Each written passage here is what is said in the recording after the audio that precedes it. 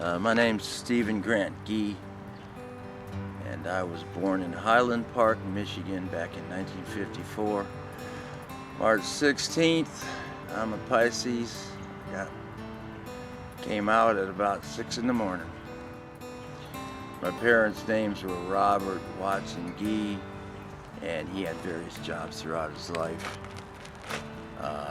Trucker, mechanic. And my mom's name was Margaret Alice Gee.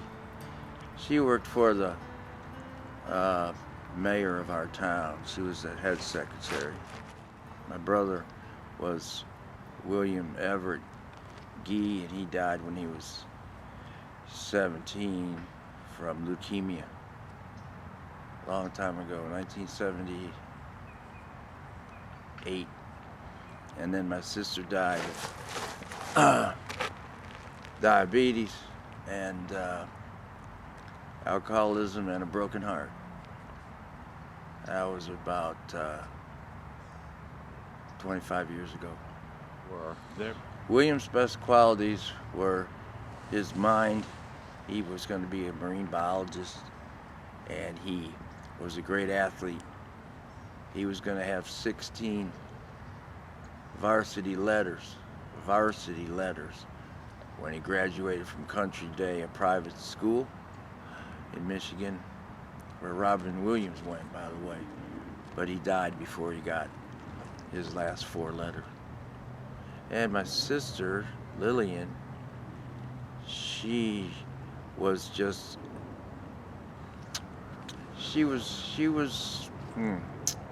tough nut.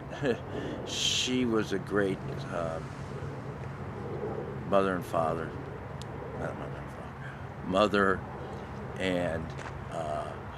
wife.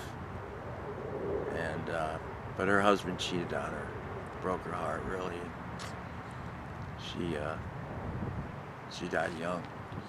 Well, my favorite book is really a tandem. They go in tandem. Homer's Odyssey and Iliad. So you have to read them together, I think. My favorite song is Voodoo Child from Jimi Hendrix with Stevie Winwood on the organ. At the end of it, he's da da da da. It's really a great song. Favorite food is, favorite's a tough word. You know, does that mean something I'd eat my whole life if I was on an island or something like that? But fun food would have to be pizza. Yeah, how American. My favorite saying is that with wisdom comes pain. My first memory as a child was getting stung by a man of war on a Florida beach, and my mother, of course, told me not to go near that thing that looked like a balloon, and I said, okay, I won't, and then I stepped on it, and I remember Van, the lifeguard, came and rescued me and put something on it so it didn't hurt as much. Oh, my education started the day I was born, and I developed rather quickly and my mental acuity, and so my mom thought I had a future if I went to school. So she took me to nursery school, and I excelled in my class. And then I moved up. We had nap time and graham crackers and milk, and I remember that. That's one of my favorite memories of all time. Best part of school, by the way, well, except for recess. Then I went kindergarten and went through 6th grade. Had excellent English teacher. When does the bombing start? That looks like Trump's Learjet coming into. So I learned a lot about the English language through Mr. Hensey, my English teacher. Then I went to middle school. It was a fun time. I got to hang out with the 9th graders. I was in 8th grade. The name of the school was Derby Middle School. Anyway, a lot of fine girls, and I was fairly popular. I was lucky to have cool friends. And then 9th grade, I was on top of the world, I thought.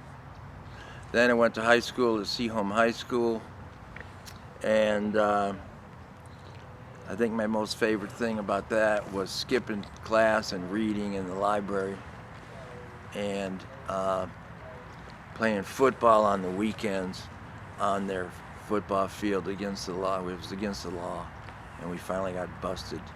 We played tackle football, and I got my teeth knocked out, and it was something else. God, so I just kept going. I thought, I don't want to work, so I thought I'd borrow money and go to school. So I went to Oakland University, which is in Oakland County, Michigan. Went to Grand Valley State, which is up near Kalamazoo in Michigan.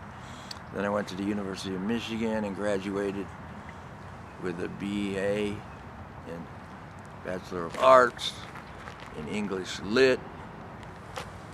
And then I went to Florida State and got a master's in international relations, a multidisciplinary degree, which taught me a lot about many subjects.